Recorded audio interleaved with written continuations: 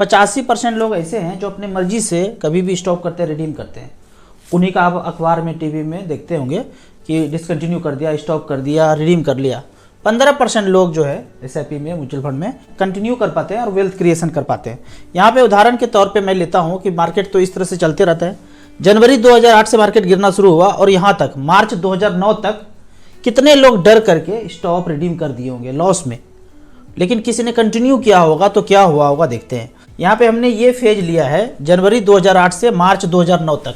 Scheme में जाते हैं, फंड को सिलेक्ट करते हैं, कोटक स्मॉल कैप पुराना फंड है, 2008 के पहले और कोई फंड होता नहीं था, ये फंड है। जनवरी 2008 से मार्च 2009 तक 10,000 रुपये पर मंथ अगर किया तो टोटल जमा कर दिया 1.5 लाख रुपया और वैल्यू है 96,000 रुपया। यहाँ पे जब यहाँ आ जाते हैं तो वैल्यू हो गया 1.5 लाख, तो जमा कर दिया 10,000 करके 15 महीने में और वैल्यू 96,000 है। लेकिन इसको अगर कंटिन्यू करते, मतलब इतना ही पैसा 1.5 लाख ही जमा होके रह गया और इसको निकाला नहीं उस समय मार्च 2009 में, तो आज पैसा 26,92,000 है। कैश फ्लो में जाके देख सकते हैं कि हमने 2008 से शुरू किया, 10,000 रुपये लगाना शुरू किया, एनएवी का रेट 31 रुपया था और 15 महीने में सारा पैसा चला गया जितना भी लगाना था और डर करके डिसकंटिन्यू कर दिए। ये एनएवी आ गया 10 रुपया, मतलब जो एनएवी कितने पे था शुरू में, मतलब जो एनएवी 31 रुपया से स्टार्ट हुआ था वो गिर के फिर 10 रुपया तक आ गया और आप डर करके एसआईपी कंटिन्यू कर दिए, छोड़ दिए, लेकिन उसको रिडीम नहीं किया। रिडीम किया तो वही 95-96,000 जो मिलना था वही मिला, लेकिन अगर इसी पैसे को छोड़ दिया तो उस पैसे का आज वैल्यू है 26,92,000। इतना फर्क है। अब मैं यहाँ पे अपने पोर्टफोलियो का बात करता हूँ। मैंने जब शुरू किया 3,000 रुपये per month Nippon growth fund में, पहले नाम रिलायंस ग्रोथ फंड हुआ करता था, ये हमने शुरू किया 3,000 रुपये पर मंथ का एसआईपी 444 रुपये पे। फिर इस तरह से अगर देखेंगे 40 महीने के बाद जो एनएवी 444 से स्टार्ट किया था, 40 महीने के बाद ये 395 पे चला गया। ये 40 महीने आ गए, 40 महीने के बाद जो 444 से स्टार्ट किया था 395 रुपया आ गया। जब ये 395 आया तो हमने जमा किया था 40 महीने में 1,20,000 और वैल्यू है 95,000। कितने लोग 95,000 पे टिक पाएंगे? घर के फैमिली मेंबर क्या बोलेंगे, किस बेवकूफ़ के फेर में पड़ गया और तुम भी बेवकूफ़ बन गया, इससे तो अच्छा होता एफडी में रख लेता, बगल में छोटा सा प्लॉट खरीद लेता। इस तरह से हमें भी सुनना पड़ा, ठीक है। लेकिन इसको मैंने कंटिन्यू किया, मतलब स्टॉप भी नहीं किया और एसआईपी भी जाने दिया। 2024 में, ये आज 2024 है, ये गाना है ना, वो साल दूसरा था ये साल दूसरा है, ये दूसरा साल है। वो 2009 था, ये 2024 है। 8,64,000 जमा हो चुका है और वैल्यू है 47,14,000। यहाँ पे देखते हैं ये इस तरह से फिर जब बढ़ना शुरू हुआ फिर पीछे नहीं मुड़ा। वो 2008-9 का जो कांड हुआ, कांड जो भी होता है किया जाता है। जैसे भूतकाल में 2019, 2020, 21 में जो भूतकाल में कांड किया गया वो क्रिएट किया गया। काफ़ी लोग जानते हैं इस बात को, काफ़ी लोग नहीं जानते हैं क्योंकि आंखों पे धूल जमा हुआ है, चश्मा उतरने में टाइम लगेगा। आज एनएवी है 4161 रुपया, जो 395 पे किसी ने रिडीम करके, स्टॉप करके छोड़ दिया, डिसकंटिन्यू कर दिया, आज ये एनएवी है। टोटल हमने जमा किया 8,64,000, थोड़ा बहुत कभी कभी लमसम किया, ज़्यादातर एसआईपी 3,000 का कंटिन्यू रहा। 8,64,000 का वैल्यू है यहाँ पे 47,14,000। आज रिडीम करूँगा, 4 दिन के बाद ये पैसा अकाउंट में आएगा। कुछ भी इसमें कटना कुटना नहीं है, जो कट कुट के ही दिखा रहा है। टैक्स जो बनता है वो आपको पे करना है 12.5% के रेट से, लॉन्ग टर्म कैपिटल गेन, बाकी सारा ये पैसा आपके अकाउंट में आएगा। तो इस तरह से करके आपको क्या एनालाइज करना है कि जब हमने एसआईपी शुरू किया, मतलब आपने जो भी एसआईपी शुरू किया वहाँ पे आप खड़ा हो जाइए और देखिए कि हमने 2008-9 में शुरू किया या जब भी शुरू किया 444 रुपये पे एनएवी था। आगे बढ़ते हैं, करते करते करते जितना महीना बीत गया, 6 महीना, 10 महीना, 12 महीना, 20 महीना, 3 साल, उसके बाद एनएवी गिर गया, 395 हो गया। तो जाहिर सी बात है आपका पोर्टफोलियो भी डाउन हुआ होगा। लेकिन इस 395 पे फिर खड़ा होकर देखना है कि शुरू कब से हुआ था। पीछे चलेंगे, शुरू हुआ था ये 10 रुपया में 1995 से, और शुरू 10 रुपया से जो शुरू हुआ, गिरने के बाद 395 है, फिर भी 39 गुना ये हुआ है, 39 टाइम्स हुआ है। तो यहाँ पे आपको डरना नहीं है, बेचना नहीं है, रिडीम नहीं करना है, डिसकंटिन्यू नहीं करना है। इसको कंटिन्यू अगर करते रहे तो 4161 रुपया आज यानी भी चल रहा है। इसी तरह से कोई भी स्कीम हो, आपने शुरू कितने से किया था, अभी कितना चल रहा है, लेकिन ये शुरू कब से हुआ था, कितने से हुआ था, तो शुरू 10 रुपया से हुआ था। कोई NFO भी होगा, स्मॉल कैप होगा, तो भी आप ज़्यादा ड्यूरेशन नहीं हुआ है तो भी इसको आपको कंपेयर दूसरे फंड से करना है कि मार्केट इसी तरह से चलता रहता है, आपको डिसकंटिन्यू नहीं करना है।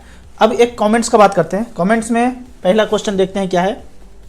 राजू भाई, किसी MF में लमसम करने के बाद कितने दिन के बाद STP सिस्टमेटिक ट्रांसफर प्लान शुरू कर सकते हैं?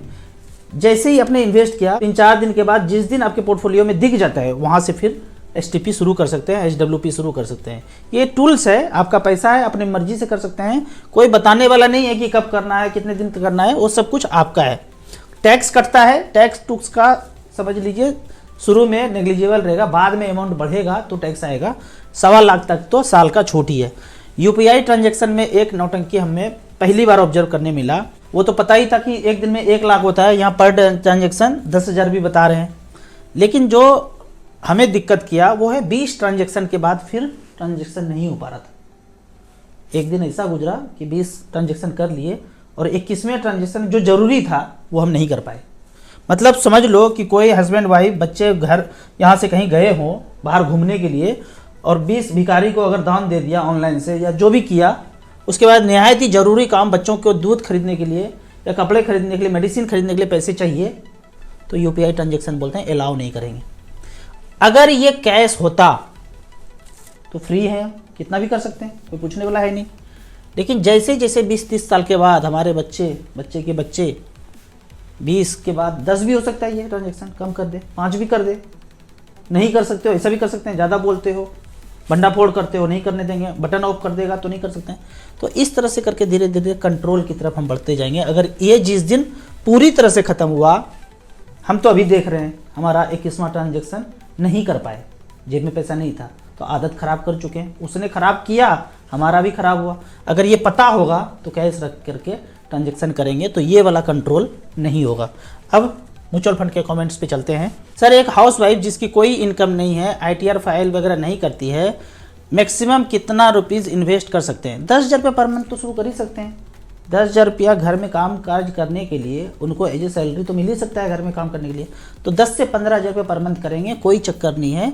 अपने उनके नाम पे SIP हो सकता है, कोई भी टैक्स का कोई लेटर नहीं आएगा। बिना डरे बिना रुके उनके नाम पे 10,000 से 15,000 रुपये SIP कर सकते हैं। नमस्कार राउत सर, मैं अभी 1 BHK घर में रह रहा हूँ, मेरा खुद का है, इसका होम लोन 9 लाख रुपये बाकी है। फैमिली बढ़ने की वजह से 2 BHK में शिफ्ट होने का विचार है, जिसको मैं रेंट पे लेना चाहता हूं क्योंकि मुझे और लोन नहीं लेना है। क्या मैं मेरे 1 BHK को बेचकर उसका पैसा STP के थ्रू ऑनगोइंग MF में डाल दूं? रेंट पे देता हूं तो 8 से 9 हज़ार रुपया रेंट आएगा, कृपया गाइड कीजिए। देखिए, अगर मैं आपके जगह होता तो मैं ये बवंडर नहीं करता, मैं कष्ट में ही रहता, 1 BHK में ही रहता। आप कह रहे हैं कि यहाँ से निकल करके इसको रेंट पे लगा दूँ और खुद जाके रेंट पे चल जाऊँ। रेंट पे थोड़ा दिक्कत तो है, 2-3 साल में इधर उधर करना पड़ता है और कष्ट है, बच्चे बड़े होंगे, यही हुआ होगा।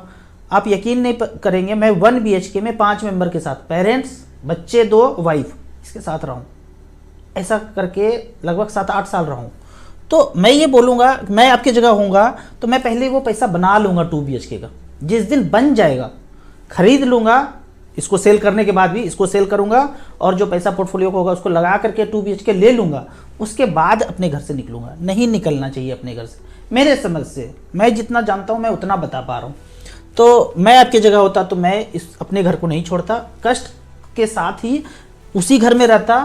देखो, कष्ट में रहोगे ना, बच्चे को भी पता चलेगा कि इस कष्ट से गुजरे हैं।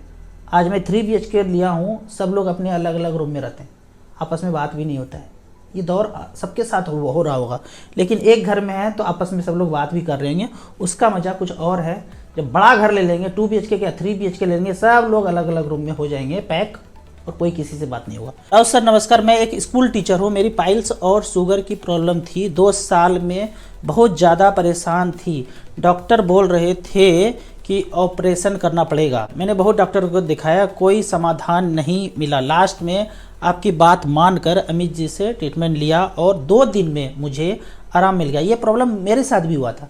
अमित जी ने पता है मुझे क्या बताया, घास खाने, दुबा घास होता है ना वो खाने। एक दिन वो खाया और एक दिन पूरा पालक पत्ता मेरा, सुबह पालक पत्ता, दोपहर में पालक पत्ता, रात में पालक पत्ता, ऐसे ही कोई मिक्सी में जूस वूस नहीं बनाया, ऐसे पत्ता खाया और एक दिन में आराम मिला था। फिर DIP डाइट कंटिन्यू किए 1 सप्ताह तक तो नॉर्मल हो गया। तो इस तरह का प्रॉब्लम ना हमेशा ठीक होता है। जो बोलेगा ना जंगल का लुटेरा ऑपरेशन करना पड़ेगा, उनके पास तो एक ही समाधान है, ऑपरेशन ऑपरेशन ऑपरेशन। इस तरह के अगर चक्कर में फंस रहे, मैं तो बोलूँगा कोई भी ऑपरेशन का डेट मिल गया हो 1 सप्ताह के बाद होगा, 1 महीना के बाद होगा। अमित जी को फ़ोन घुमाइए, सारे वीडियो के डिस्क्रिप्शन में 1000 वीडियो है, उसके डिस्क्रिप्शन में अमित जी का नंबर है।